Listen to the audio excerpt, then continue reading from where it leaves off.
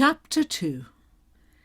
It has been said that Nuremberg is a city of the soul, a city whose influence is not only of the heart, but also of the intellect. Cradled within her walls are the memories of a strange and splendid past. The blood of Franconian, German and Slav was blended so subtly in her life and art that it gave to Nuremberg that indefinable charm which made her unique among cities. There is no doubt that Nuremberg has a strange fascination for those who know and love her.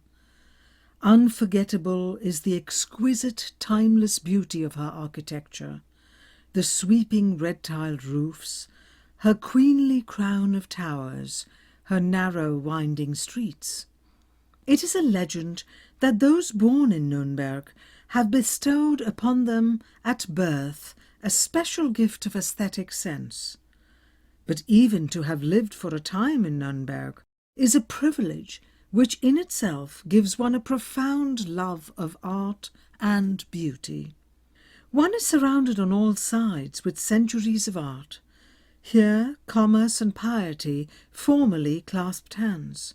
Here church and medieval mansion gave testimony of the inspired work of Vischer and Wolgemut, Dürer, Kraft and Stas, men who each in his own way expressed in their art the deep religion which inspired the painstaking craftsmanship of Nuremberg.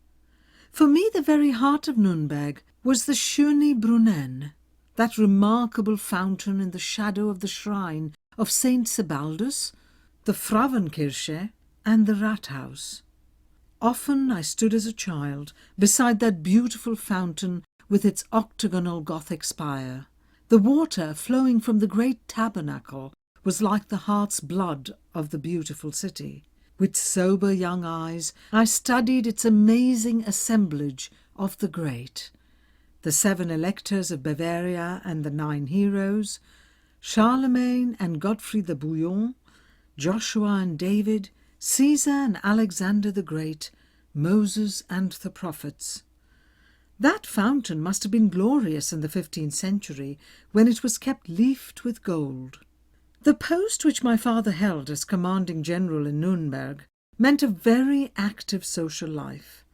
We lived in a spacious home on the outskirts of the city, where my parents were constantly entertaining. I disliked being taken to the drawing-room to be shown off in my best clothes and with stern admonitions about my behaviour. I remember that once Kaiser Wilhelm was a guest, and for weeks the whole household was in a feverish turmoil of preparation. I was instructed over and over in the proper curtsy, but when the great day arrived, all I did was to stand and stare in fascination at the Kaiser's remarkable moustache. I was spoiled, and so was my dog. A white dachshund with one black ear. I thought him a rare breed and the perfection of beauty, though now I suspect that he was a happy mixture of dachshund mamma and terrier papa. For me, he took the place of a doll and slept in an elaborate doll bed. One of my prized possessions was a unique Louis XVI doll house. The chairs and all of the furnishings were about 1 foot high and executed with great skill and detail. When I was very small, I could actually sit on the little chairs and even try to take a nap on one of the little couches. It was from this doll house that I took the bed for my dog, so he slept in royal style. One particularly vivid recollection of Nuremberg was a great official ball. I was immensely excited when I learned that a full military band was to play in the ballroom for the dancing. But my joy ended when I discovered that my sister Helda was to attend the ball, but I was not even to be permitted to see the festivities. What seemed cruelest of all, my sister was to have an elegant new ball gown and would be escorted by a handsome young man. I was broken-hearted and brooded over my fate, until I thought of something which would be a just revenge. I waited until the guests were assembled, and then removed the main light fuse, putting the entire house in darkness and confusion. Fortunately for me, no one ever suspected that I had been the culprit. In 1910, my father retired from his long military career, and my parents went to live in Munich. This meant a great change for me after my life in Nuremberg, for now there was schoolwork and more serious interests. What delighted me most was that part of my education consisted in going with my mother to the art museums. There was also memorable visits to the Wittelsbach Palace, the residence of Ludwig III, King of Bavaria, and the Queen. Often, as a little girl, I was a guest of the royal princesses, playing in the old red-brick palace or spending happy days in fairy-like Nymphenburg Castle. I must admit that my schoolwork was not too serious, as my parents allowed me to do artistic things, sculpturing, drawing, and most pleasant of all were my music lessons. When I was 12 years old, I began to study the violin and spent most of my time practicing on the instrument. I always became so deeply engrossed in the thing which interested me that for the moment nothing else mattered. My whole life was soon wrapped up in music. I lived for Beethoven, Bach, and Mozart. There were concerts for me in my first opera, Figaro, with Bruno Walter conducting at Munich's Residence Theatre. I was thrilled when afterwards Bruno Walter was a guest in our home. In 1913, my sister Hilda married Baron Wolfgang Schessler. I wept my heart out, perhaps with the premonition that our lives would, from that day, take widely divergent paths.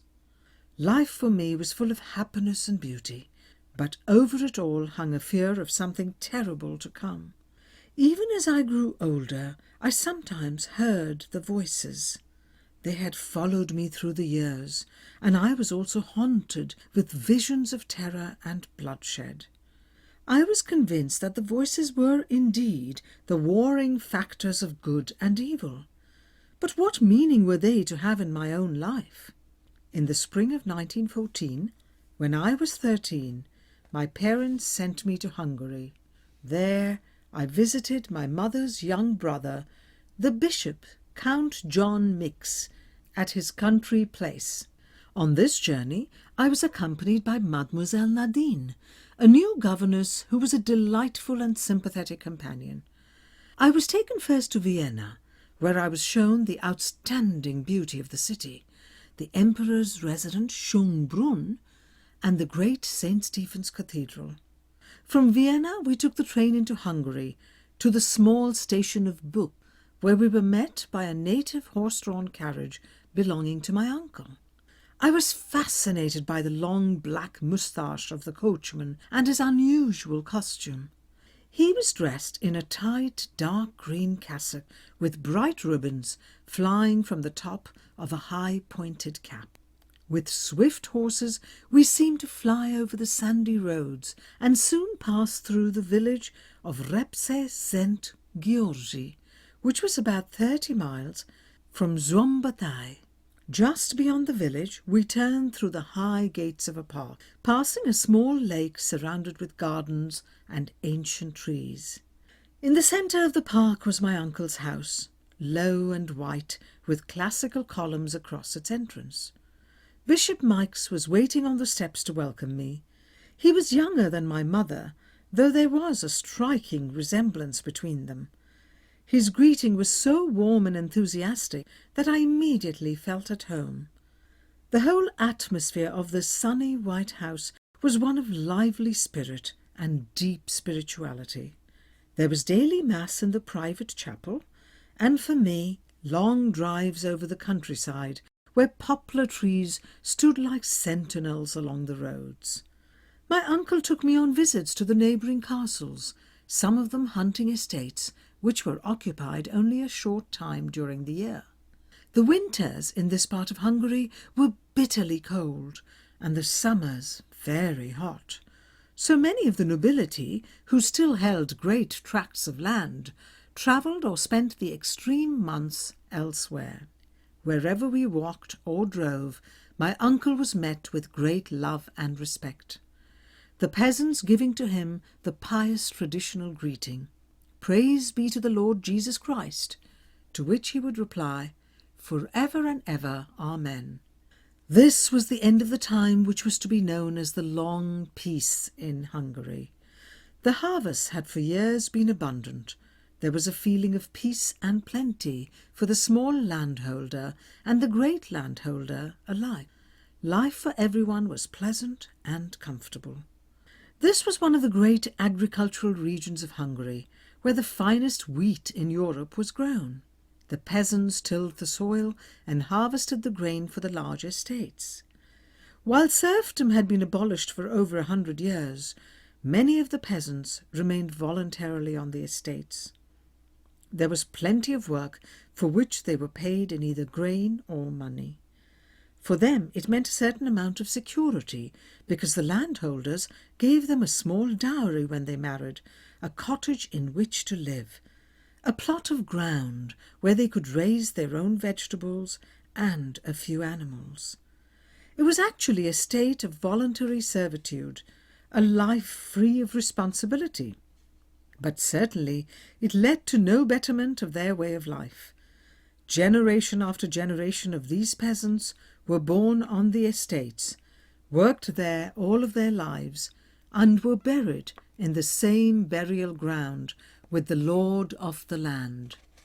From what I saw of the peasants in Hungary, they were a fine, strong, pious people, steeped in tradition and with an apparent affection for the old noble families. In my uncle's household, the servants wore either the colourful traditional Hungarian liveries or, in very hot weather, white linen with brass buttons, which were embossed with his coat of arms. I loved the life. I loved to stalk the deer in the park and to swim in the little lake. Most of all, I loved to listen to the blood-stirring Hungarian gypsy music. Guests from all over the world were constantly coming and going into the house, priests, prelates and politicians. It was in Repce St. Georgi that for the first time I heard the discussion of politics. There were also many happy hours when Uncle Janos and I were alone, and he told me about his travels, which had carried him all over the world. Most of all, I loved, during these quiet visits, to have him tell me about the divine beauty of religion. I grew to love my uncle dearly. He had a vibrant and winning personality. When he entered a room, the atmosphere at once became charged with vitality and warmth. He was a larger edition of my mother, with a handsome, strong face. One evening he took me to see his young guests, as he called them, who were camped in the forest nearby, the Cherkers, the Catholic Boy Scouts of Hungary. On that particular night the sky was filled with stars, and the air heavy with the perfume of the acacia woods. Through the stillness came the shrill cry of the crickets, then far away toward the village the swift tempo of gypsy music. Like an answering cry from the heart of the forest came the clear high voices of the Cherkes, raised in an old Hungarian folk song. We walked over a winding path into the forest until we came to a clearing where the Cherkes were gathered. When the boys saw my uncle, they burst into a Te Deum. One of the leaders of the group was a young man whose face was filled with an expression which could only be described by the word heavenly. The bishop introduced me to him. "This is my dear young Kazap Istvan. He is a wonderful boy." Not even my uncle guessed what the future held for this boy.